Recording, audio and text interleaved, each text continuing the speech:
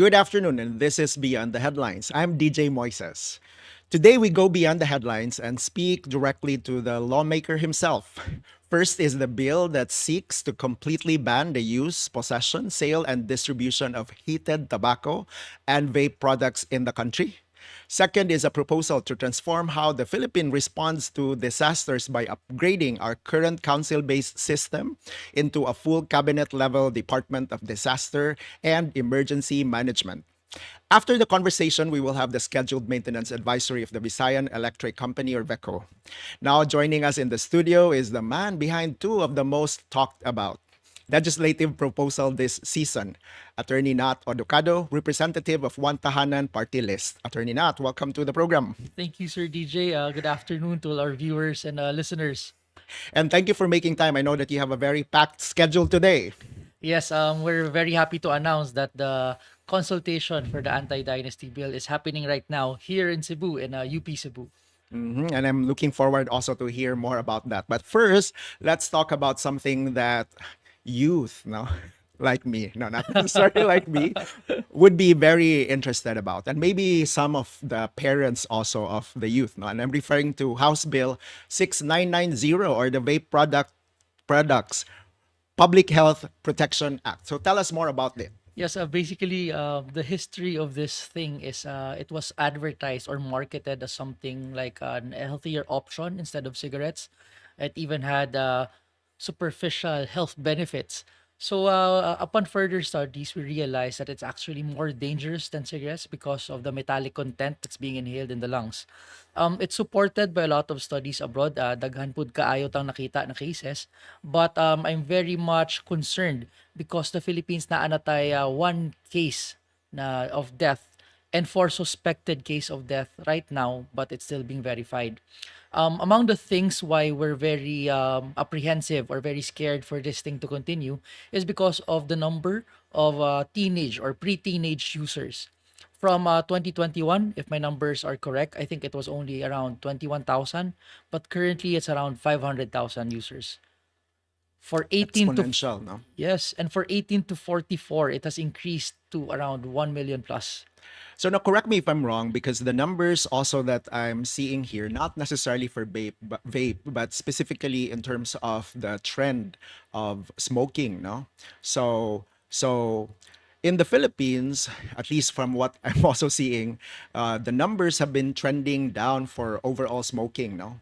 And over recent decades, from 34% also from 2000 to 20% by 2025. So there's also a decline. But to your point, there's also a sharp increase in terms of vaping use, no? So why immediately move to prohibiting vape instead of starting with just regulating vape? Well, I think we've already tried regulating it. And if something is not working, it only goes to show that it will no longer work. So it's time to ban it. Now, one of the things that we're very worried about if this continues is the health issue. It's actually a public health crisis because apart from those four cases and the hundreds and thousands of cases that's unreported, we're seeing deaths directly related to vape. I think, Sir DJ, and to everyone, one death is more than enough to show how dangerous a product is. But more importantly, I'm scared because it's not transparent of what we're actually inhaling. By the way, is this number just for the Philippines? Just for the Philippines, the number will rise if we include our other Other countries. countries. Now, the reason I ask or clarify that, because there's also data here, but this time coming from the UK government report that actually concluded, and their numbers are huge, no? Impressive, in fact, in support of vaping, because the study actually concluded that vaping is about 95% less harmful than smoking tobacco, no. And then later summaries also reiterated, at least they changed a little bit of the position slightly by saying that a fraction of the risks, no, is reduced compared to actual smoking. So why ban vaping instead of cigarettes? Of course, we understand that there are studies who will support certain commercial interests. That's why the criteria is very important. I think I've seen that study, but the overall, in terms of checking all of the studies, it only goes to show that vape is more dangerous. So if we go through experience and not just by data that's being done by researchers who may be paid or not paid, it goes to show that vape is actually very harmful because of its metallic contents. And that's it's like something that experience would really teach you. If you inhale something that's non-biological to your body, it will create something there. And in fact, I've seen 6 UK studies that directly attributes calcification in the lungs and lung scarring also to vape. Now, further down the line is I've also did some research about countries that actually ban Yes. or prohibiting vaping, but let's start with the countries that do not necessarily do that, but just doing some restrictions. So, for example, I already cited United Kingdom. So it actually they are just restricting vaping to legal adults that's 18 plus, and then they're also putting a cap on the nicotine strength, no? And then advertising is also restricted. Now in Canada, New Zealand, and Australia, no, they are also not prohibiting vaping, but they're just regulating it. So in your case, although you've covered it already slightly, but I'd just like to push the envelope further. Why not start with just regulating? Well, in terms of comparison, we have to understand that those countries have robust healthcare systems. In the Philippines, we don't. And if we continue this trend, given our current system, it's going to be more expensive for the government, which leads to more debts. So for me, it's actually a health crisis already. That's why we have to ban and not just regulate it. Now, do you also have kanang successful case studies also on several countries that actually succeeded in completely prohibiting vape? Well, from our research, our country is very unique. So no study can actually apply because first, in terms of percentage of pre-teenage years usage, that's 1 of 7 before 18 years old using vape already in our country, unlike any other country in the world. Also, that means that at least from the data that you have, we are more adaptable in terms of the use of vape, no? We are quick to take the practice compared to other countries. Actually, just to push it further, we're actually very prone to abuse because the ones using the vape are below 18 years old. The ones who have not so mature health organs, not so mature thinking, that's a problem because of how we market it currently and how our system is built. Like, for instance, vape is actually under DTI, something that promotes businesses rather than promotes health. Now, in terms of age, our age restriction is 18, while in other countries it's already 21. Our tobacco is 21. I don't understand why it's 18. Our enforcement, for instance, we've confiscated around 80, I think, out of the 2,000 violations. So it really speaks a lot about how we enforce and how it's difficult for us to monitor for pre-teenage years. And for me, that's more concerning because why? You see your kids going to school instead of buying snacks, they have vapes in their pocket. It's seen as cool. And later on in their lives, as early as 24, someone will die already. I actually captured, and I did not realize it, that smoking in the Philippines, if I captured it correctly, is for 21 years old and Yes. above. Because I'm actually seeing people younger than 21 who are smoking, no? And then if that is true, and I would believe you, so yeah, somehow there's something that's strange, no? Because vaping is allowed 18 years old, but smoking is allowed only 21 years, no, and above. Now, with that contrast, I've also hear kanang people would say that the reason why they're adults, so let's talk about the 21, the legally 21 and above, who would use vape to substitute, no, for them to be able to eventually consume less tobacco and then hopefully eventually quit, no? So what are your thoughts about that if, for example, we will eventually decide to just prohibit vaping entirely? Well, I think we should go back to data. I mean, at the beginning of all of these things, it's actually a vice.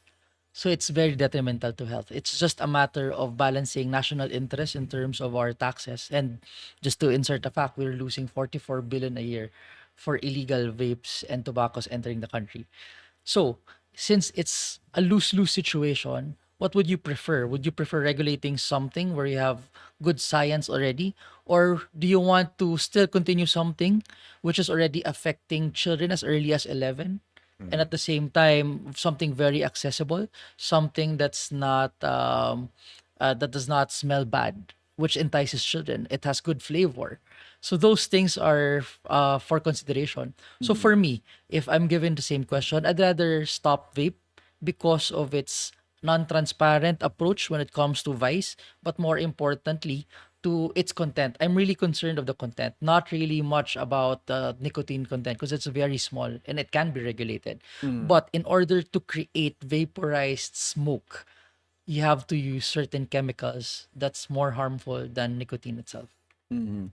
Now, you've mentioned earlier that at least for the Philippine number, there's already one death, no, attributed to vaping. Reported. Reported, Unreported a lot. unreported a lot, and there are currently four, no, that are still to be kanang confirmed, no, as related to vaping. Now, the numbers that I have here though is the worldwide number referring to smoking because World Health Organization also reported that tobacco smoking is causing 8 million deaths per year globally.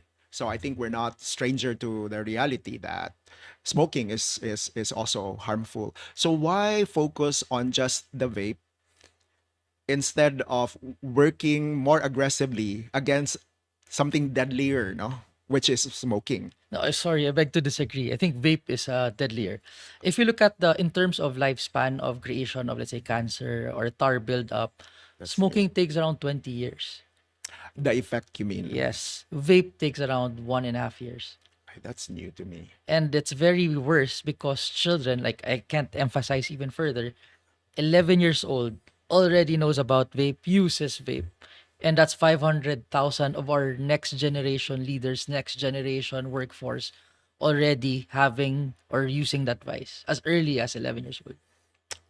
That's new to me, no? And I think I hope that our viewers have also captured that because I think a lot of the people, at least within my circle, are actually thinking that vape is safer, no, compared to smoking. That's why more people look at it as an effective substitute rather than smoking itself. So just to close on that particular part before we move to my next question, but this time is on the governance around it. So we are actually, or you are actually saying that regulation as of this time will never work. That's why we're moving towards prohibition.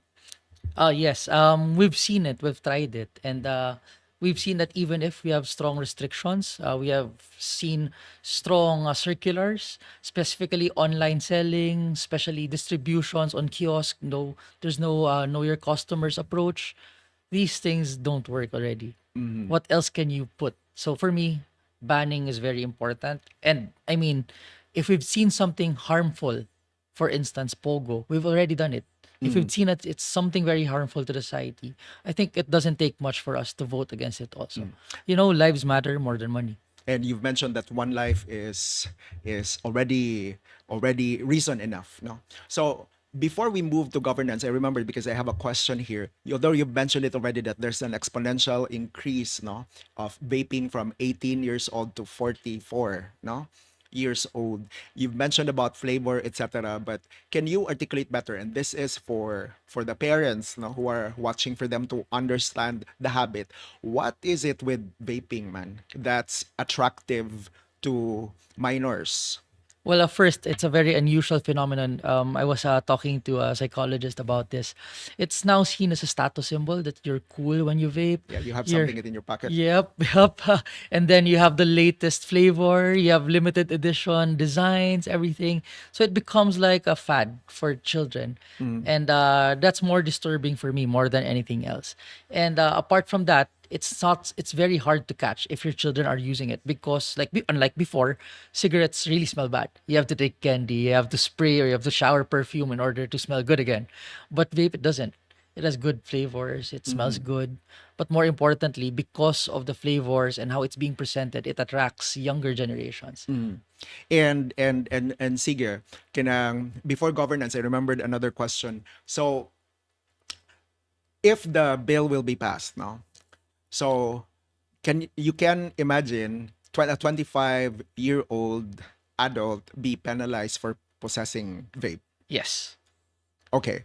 Sige. That's the one thing we need. I mean, Okay. people need to learn how to follow the law. Now let's move towards governance, no? So, can you realistically eliminate also a multi-billion peso industry, no, overnight? Well, Pogo. You've cited that already. Sige. Yeah, More? as long as there's political will, I think we can really close it.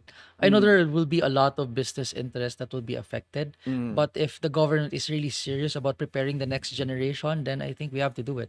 I mean, mm, fighting for the right thing was never easy to begin with, and mm. it's something that we have to do no matter the circumstances. Sige. So, Pogo is an interesting case also that you presented, but I'll push the envelope even further, no? The Philippines is not necessarily the most effective, no, when it comes to smuggling. So, what are also the enforcement mechanisms if the bill will be passed that will ensure that this is not going to expand underground? Well, there's always that forbidden fruit effect. Correct. Yeah. But once it's already illegal, you basically eliminate around 60 to 70% already. And it's easier to catch people who have vapes in their pocket once it's illegal. Okay, but did you also see the other side about, like, for example, I remembered, although hopefully this will not get me into trouble, but I remembered that during the pandemic there was a liquor ban, diba? Especially if you take alcohol in public places. But unfortunately, there were also studies that eventually showed, no, that while people were not necessarily buying alcohol, because it was prohibited in a certain time, but consumption actually increased. And because they're buying it underground and they're consuming it inside the house. So I'm not necessarily talking about consumption inside the house, but the habit also, no? Kay murag nangita gid silang paagi, and the underground market, that's why there was a dispute because the legal outlets suffered, but the underground market was the one that was thriving during that period. Okay, the difference is alcohol illegal per se? Pero it was banned at that time. Banned to drink, but not importation. Yes. But when importation is stopped, anything that comes in the country or seen that's entering the country will now be considered as illegal. A ban is not illegal. Sige, but I'm more into the creativity of There people will to look always for be. ways, no? So I think siguro, to be clear, my fear is it might reduce consumption on the surface. And to your point, it's not easily detectable, unlike smoking. But this might also result to more expanded underground transactions. There will always be something like that in any law. But get this, if right now you see children openly buying and then you're able to stop stores that actually sell that, how can children get access? They have to go through an illegal organization to get it. You're going to stop the behavior of children getting available vapes as early as 11. And I think that's key. And if it's illegal, it's most likely going to be very expensive. So who has access? Now, when you know who has access, we can pinpoint who will be the supplier because only a few will get their hands on something expensive as that. Sige. So I will not push that envelope further, no? Sige, if the bill, no, will be passed, no, so of course there will be some budget kanang allocation that's necessary for its kanang enforcement, no, so that it would be enforced appropriately. Plus also kanang detection and control It's already of subsumed. anti-smuggling. It's already subsumed in the department budgets Okay. because they have an intelligence fund, they have an enforcement fund. So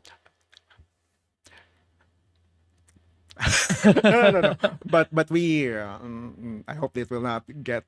I'm not very confident. Okay, I put it this So way. it's I'm not okay. very confident also in Well, terms that's of the actual enforcement, no, of well, the intelligent funds and also how it's being managed, no, for cases like this. But anyway, unsa may kanina lang specific to vaping, what's the anti kanang corruption mechanisms man that we will have to put in? Okay, obviously this is an added restriction that they also will have to be watchful now. Previously, they don't watch out for this, but now they will if ever going to be passed. So what's the conman? What's the anti-corruption mechanisms that should be in place to ensure that this is going to be prohibited moving forward?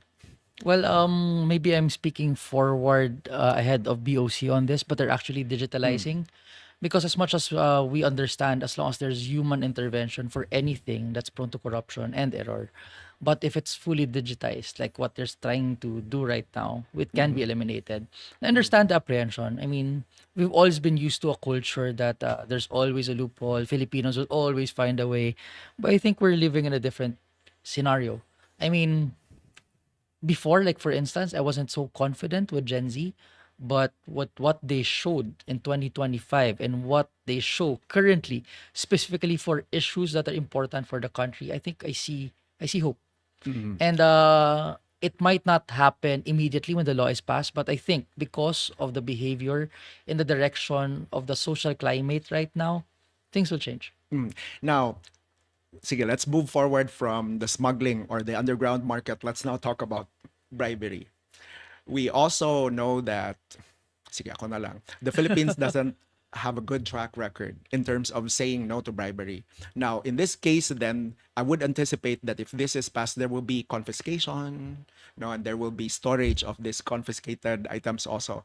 Do you think this will just kind of increase No, I don't want to. revenue when it comes to bribery, no? I don't want to demonize all of our bureaus or departments. I mean, people are inherently good. I mean, we've all have that misconceptions, but I think it's natural for us to always have that at the back of our heads.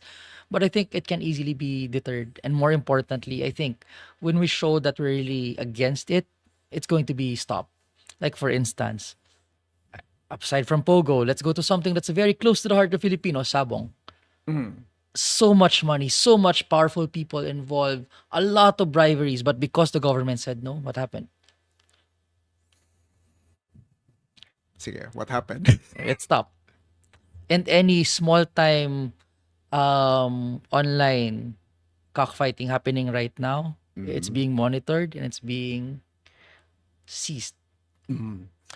Sige. So, you've mentioned in the beginning that when I ask about countries restricting, and then eventually, and I asked if some of them were successful, and you mentioned that the situation in the Philippines is not necessarily the same, no, for these countries. But for context and for benchmark, can you also cite kanang successful country, no, that prohibit vaping at the same time they were also able to prohibit also or curb the corrupt practices such as bribery and also smuggling. No? I think there's And no because they should be I think there's no proper comparison for the Philippines. Because the biggest difference is it's a health issue for us, like a really big health issue for us. and I'm sorry for pushing that, but unfortunately, the Philippines is also one of the most corrupt. That's where I'm coming from. Continue.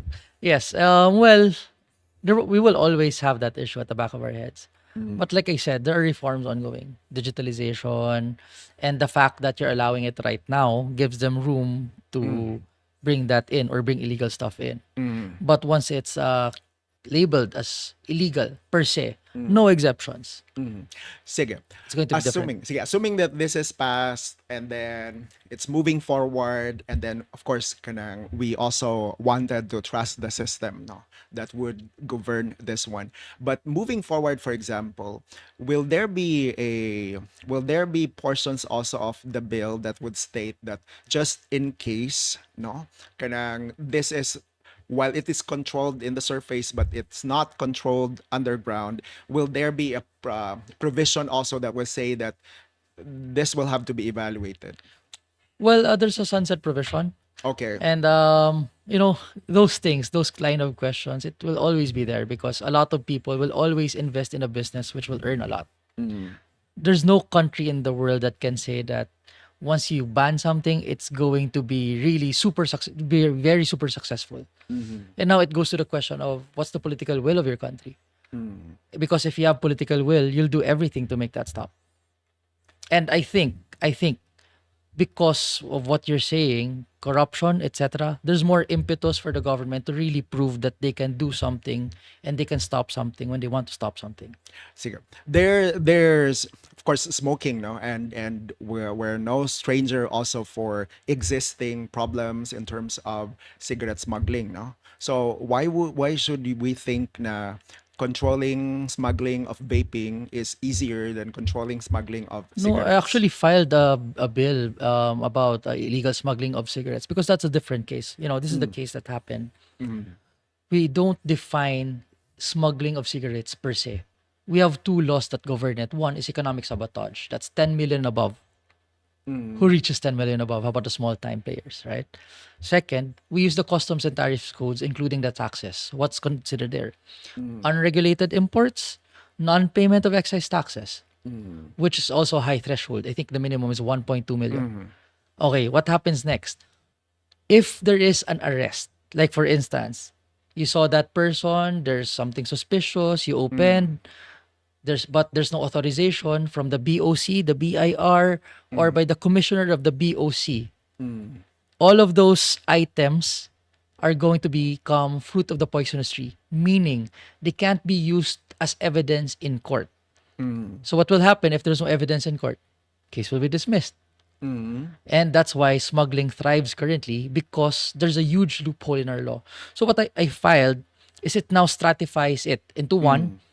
Organized smuggling for tobacco is now considered as economic sabotage, life imprisonment, 2 million fine, etc.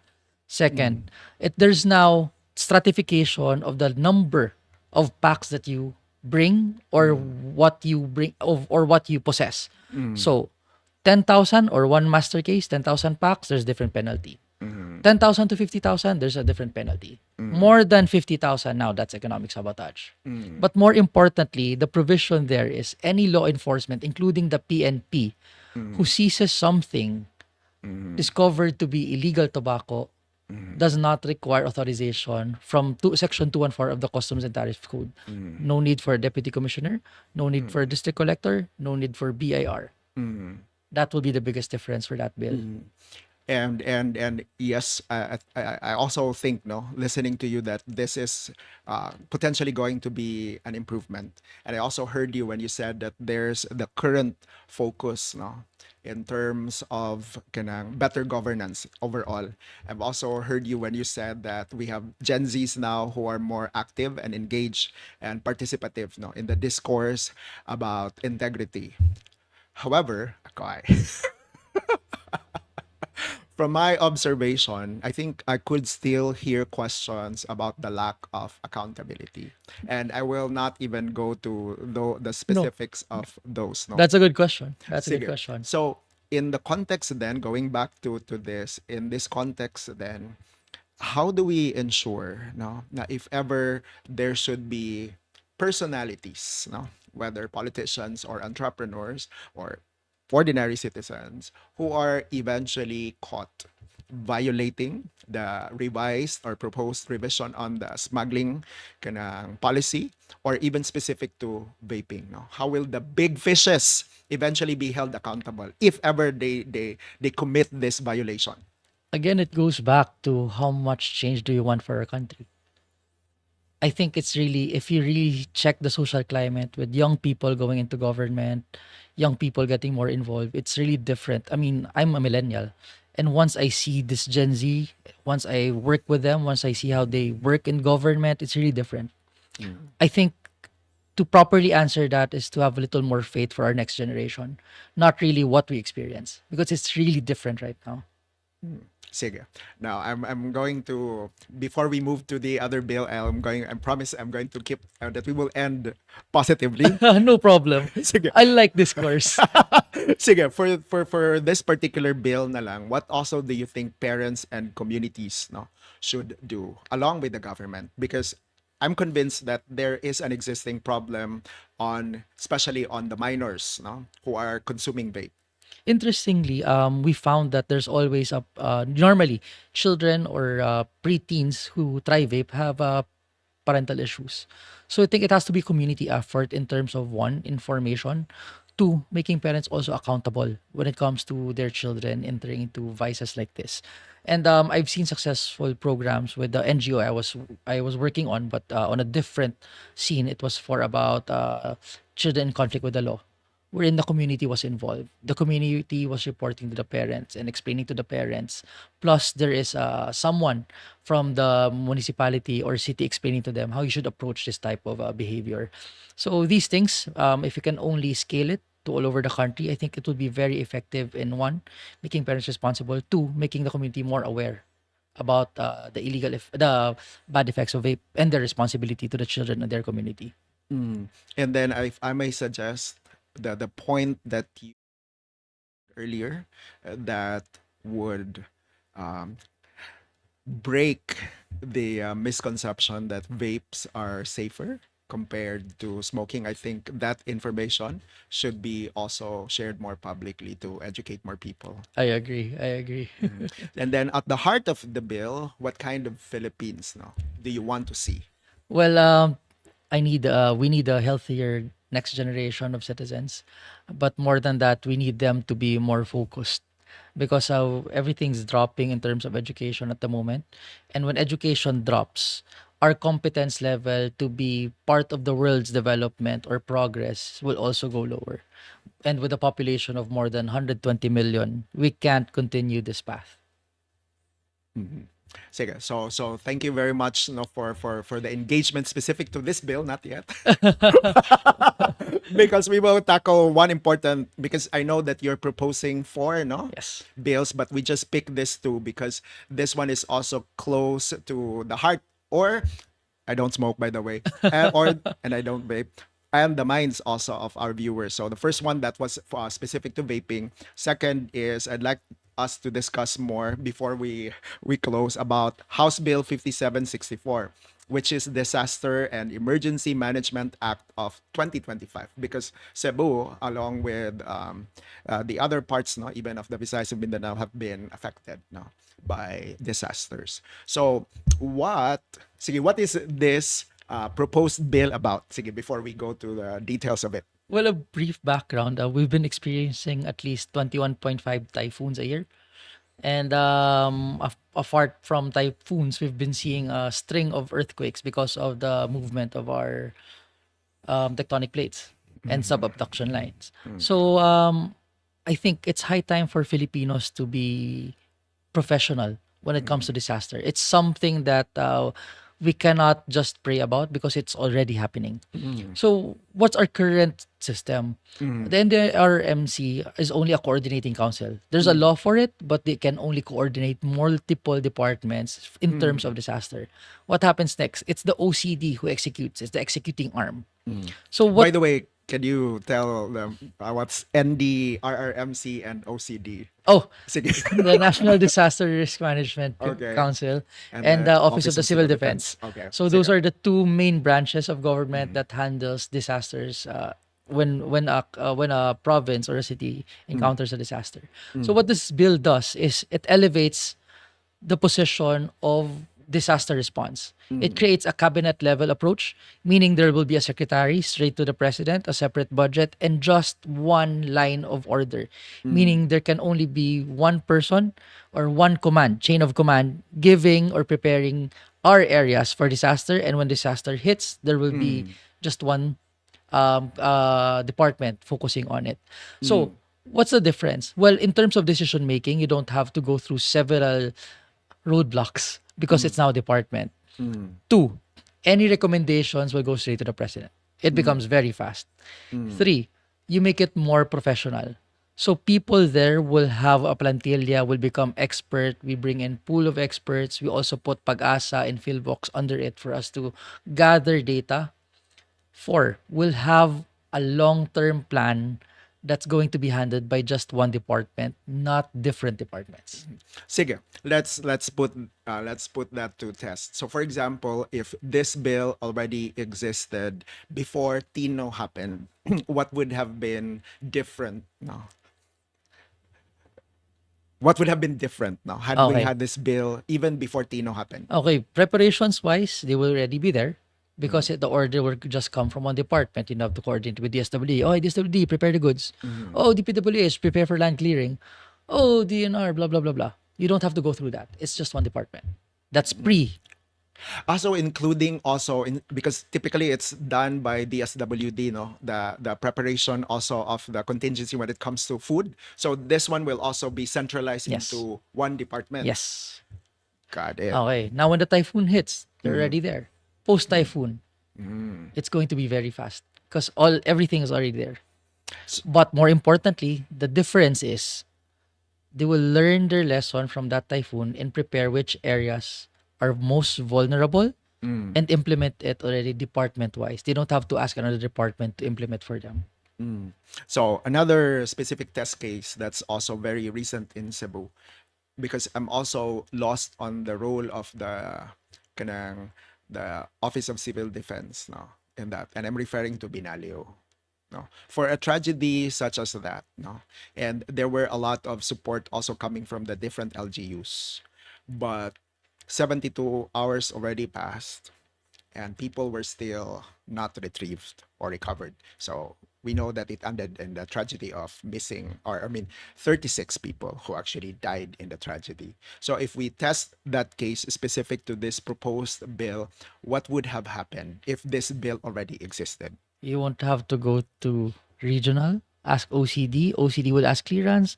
Clearance will come by, drop it here. Okay, execute. Right now, it's just one department. If it existed already. Okay. Now, the other thing that I gathered, and correct me if I'm wrong, with the existing setup, for a localized incident, it will just be the LGU. No, this is different. This is different. So It's tell us different. more about that we side. won't trample on the powers of the LGU to create their risk reduction councils or risk reduction response teams. This is support for them. What's the difference? Well, you have a national policy using this. You have a national support aside from the budget. You have additional equipment, additional trainings, and ready response teams to supplement your local risk reduction councils. So why not just strengthen the existing? Because there's always a need for us on a national level to think for a roadmap first. Second, because some areas might not have equal resources, you must have a national level support for you to supplement that area. Let's say municipality A is a fourth class municipality. They don't have much income, they don't have much employees, and then a big disaster hits. You'll require assistance from national government for you to do proper relief operations and retrieval as well as planning for that area. That's why department is needed. Sige, I'll dwell more on that. So from what I gathered, and then I'll go back to the question earlier. From what I gathered, if it happens to just an LGU, it's the LGU's, that's a protocol that I understand for the current state. It's the LGU's risk reduction management, disaster management office that would react. If it involves two LGUs or three, that's when the regional would come in. No. And then if it's more than that, then that's when the national body would come in my view, no, if that's just executed properly, it's workable. So why, instead of strengthening that, why would we elevate the current state from a council to a separate department when it looks like it's more of implementation issue? Well, actually, it's really about the policy and preparedness. Like, for instance, you've already answered that question. If more than two municipalities are involved and those two municipalities have differing political views, how can you create a unified policy to approach the area? So that's where the current regional office supposedly Supposedly. supposedly. So that's why I was saying, why don't we just strengthen that? Next question. Can Sige. the regional office put plans for both areas?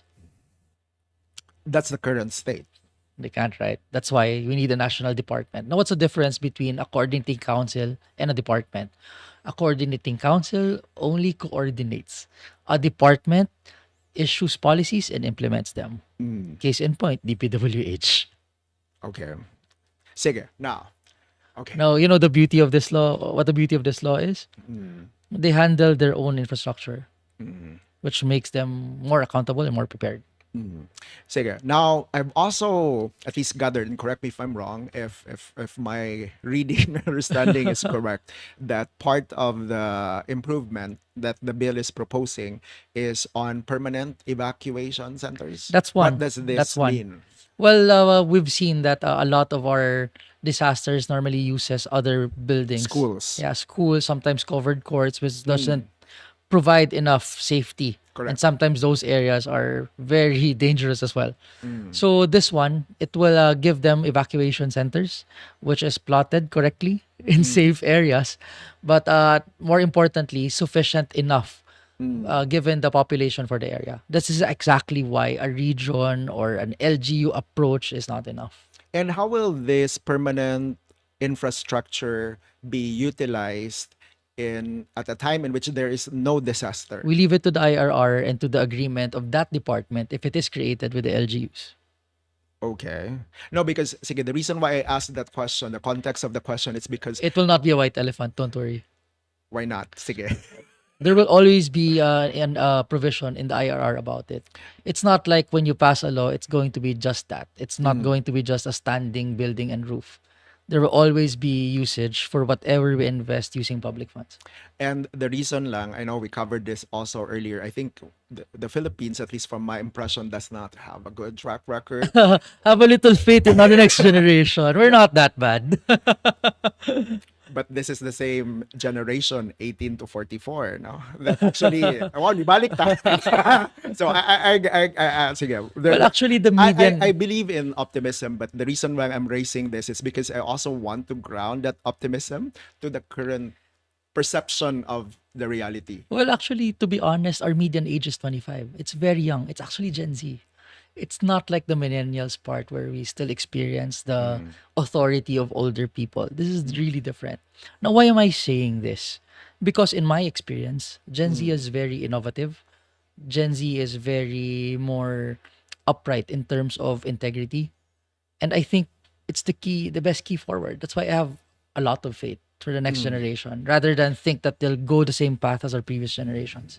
mm. Sige. So, sige, but If because you want to temper it down because you're mm, concerned that they might follow the same path, you must always go back to behavior. What were the incentives at that time?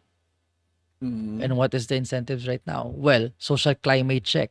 People don't like corruption. People don't like politicians getting richer.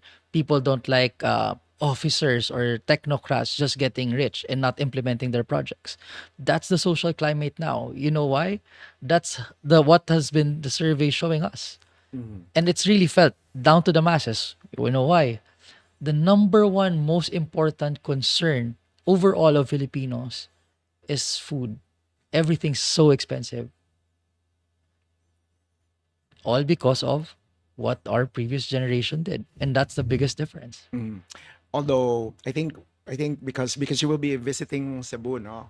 Because I just like to express this thought, but I know that this is not also the venue, no, for to do that. But the reason why, while I'm very optimistic with the younger generation, because I know, no, that especially in the past elections, they've been participative and they also are now more engaged in intellectual discourses, which is really welcome because that means that we have a young population that's active, no, instead of passive, which is which makes a country like us with a young demographic kind of making the most, no, of what we have. But I think the final test there, which is yet I would like to see, is how honest are these kids when they are in school. That I have yet to establish.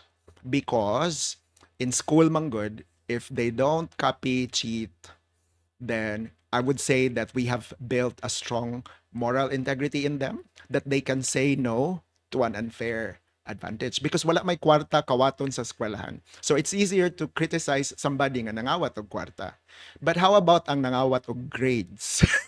Getting a grade they do not deserve, getting scholarships that they do not deserve, or securing Latin honors that they do not deserve. That's kawatable when they are students. I'd like to see more students who would say, I'm sorry, I don't like the leakage. I would rather fail than cheat. Agree, Then I will agree. say, yes, we have a generation that has the stamina to say no to unfair advantage. Well, first question with Wow.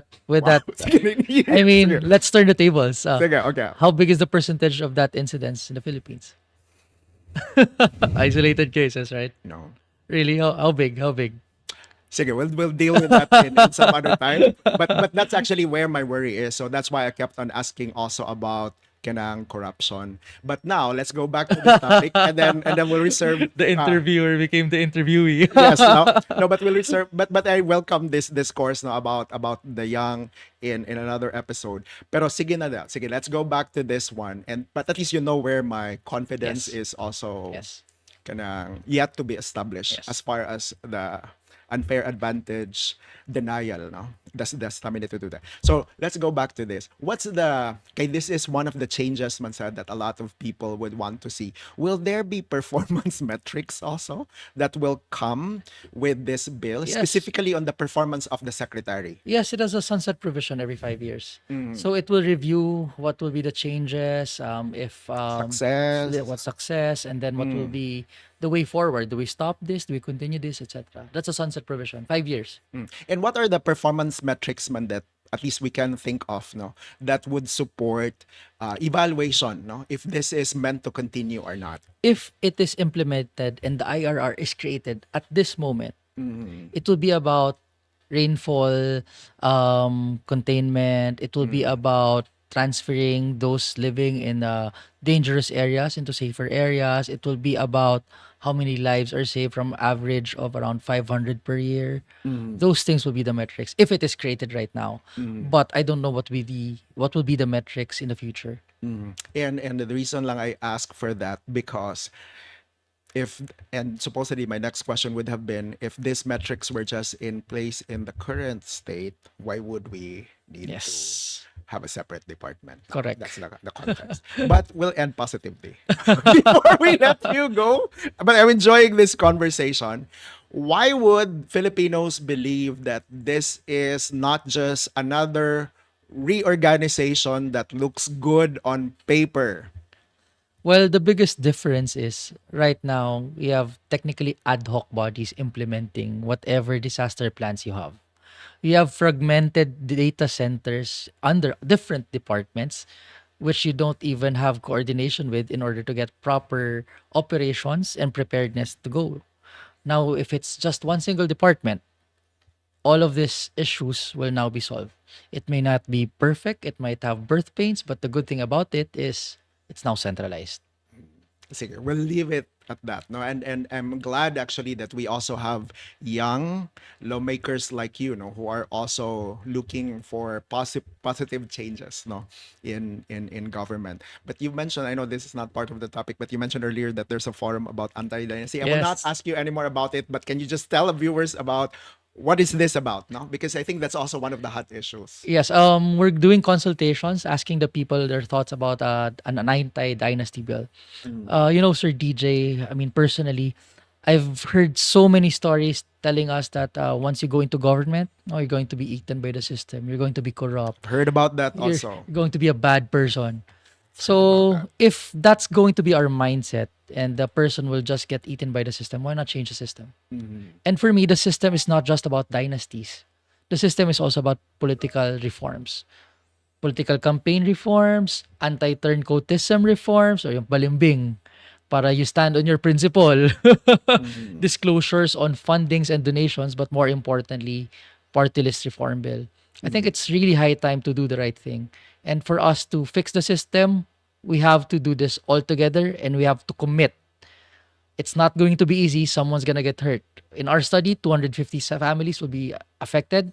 And out of the 18,000 positions elected with a proposal of one only for national, one only for local, it's going to get 1,200 plus out of office because of dynasties. 7%, not so bad. So for this particular forum, no, who aside from you, who will be there and what's the expected outcome? Interview na Well, gid ko. yeah. Okay, sorry. Sige, continue. Well, it's shared by Cong Zia Lonto, and then there are several congressmen there. Kong Laila de Lima is there, Kong Rene Co, Kong Sara Ilago, Kong Keith Flores, Mm. Cong Edgar Irise, and I think Cong Tanwatko is also there. Mm. It's very well represented, and And the desired output.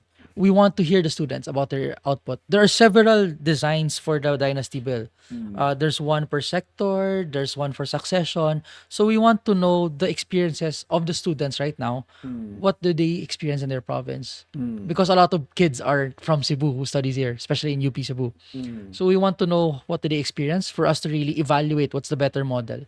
Mm. Okay, and then sorry, I'm supposed I said I will not ask you last thing. It's No, no specific problem. No to problem. the entire dynasty bill. There's numbers would also support this that the Congress alone is also composed of 78%. dynasties. Yes. What will make this narrative? I know you anchored on Gen Z, etc., but what will make this narrative different this time around? Because that's the one that in my opinion, kept the entire dynasty law from moving forward because a huge majority actually are in dynasties also themselves. So why would they curtail something that they seem to be benefiting? I'll throw the question back to them. There's no question that you all love the country. You want the country to progress and to be better. But it's a question of how much do you love your country? Are you willing to sacrifice things in order to try something new to a very old problem? I would have, I would want to see that. I would want to see that. And in my opinion, before we close, and thank you for indulging us in this bonus round, if we call it that way, and if there's something that I'd like to see, the reason why I wanted to see this, because this to me is one of the tangible steps, major step, no, that would really let the Filipinos know that we have a set of lawmakers in Congress that are thinking about the Filipinos first and not just themselves and their family. Because for a time, unfortunately, that's an ongoing perception. So this one to me is a major step to break that perception. We'll fight our way. Sige. So, and on your next visit in Cebu, let me know I because will, we I will will. talk about the Gen Z because that's also one topic that I'd also like to explore more. Yes, But this please. time in the context also of you on the ground, no? And your experience also as a lawmaker. But for now, thank you for taking the time to walk us through these important proposals and for engaging in open and thoughtful discussion. So we're supposed to just cover murag irog na nato Kenneth. We're supposed to cover two bills and two bold proposals, but thank you for indulging us because you also gave us the bonus specific to the ongoing consultation for the anti-dynasty bill, no? Thank you, Sir DJ. Thank you, Sunstar. I really like these conversations. It's the hard questions that makes us better. And I think it's very important for us to get this out to the public and for the public to really think. And I'm very happy that Sunstar has this. Thank you. Thank you. And speaking of thinking, so this is also the question that we would also like to leave our viewers, no, specific to the conversation. So I'll start with the third because it's not on the script, no. Will the Philippines finally step forward, no, to make a strong statement in the form of our lawmakers to actually curtail something that is said to benefit them? And so creating a better perception that we have a set of lawmakers who would say Filipinos first and then not just my family first. No?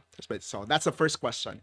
The second is will systems move faster when storms will come, no? Considering this proposal? And will lives, especially the young lives, be shielded from addiction? And finally, we talk a great deal, and thank you for indulging us on the corruption and the bribery part, because will enforcement this time be fair, transparent, and free from abuse? No? So to our viewers, this conversation does not end here. It continues in our homes, in our communities, and in the choices we make every day as citizens. But before we let you go, we have the scheduled maintenance advisory from the Visayan Electric Company or VECO. This will affect some areas in Cebu City, Mandaue City on Saturday. That's this weekend, February 21, 2026. So the time, it will be 4 p.m. to 6 p.m. That's 2 hours. And the purpose for this one is to ensure the safety of personnel working on the lines. Areas affected will be portions of Subang Dako and North Reclamation Area, Mandaue City, and Cebu City along portions of Pilaes Street, Mantawi Drive, Owano Avenue, Mandaue CSWY, FF Cruz Street, and FE Zwillig Avenue. And then another one, this is still 2 hours also, but this time in the morning, 6 a.m. to 8 a.m. to ensure the safety of personnel working on the line also. And the impact will be portions of Subang Dako, North Reclamation Area, Mandawi City, Cebu City, and portions of Pelaez Street, Owano Avenue, and Mandawi FF Cruz Street, and FE Zwelig Avenue. And finally, this is the longest, 6 a.m. to 6 p.m., 12 hours. And this is to improve the reliability of the distribution system, serving Barangay Subang Dako. Areas affected, portions of Subang Dako, North Reclamation, Cebu City, and portions, the same area, no? Of EO Pelaez Street and Owano Avenue. So that's all for this afternoon. I know you need to rush back. So thank you very much once again, Thank you so Attorney much. Nat. And I'm DJ Moises, and we'll see you again tomorrow. Have a good afternoon.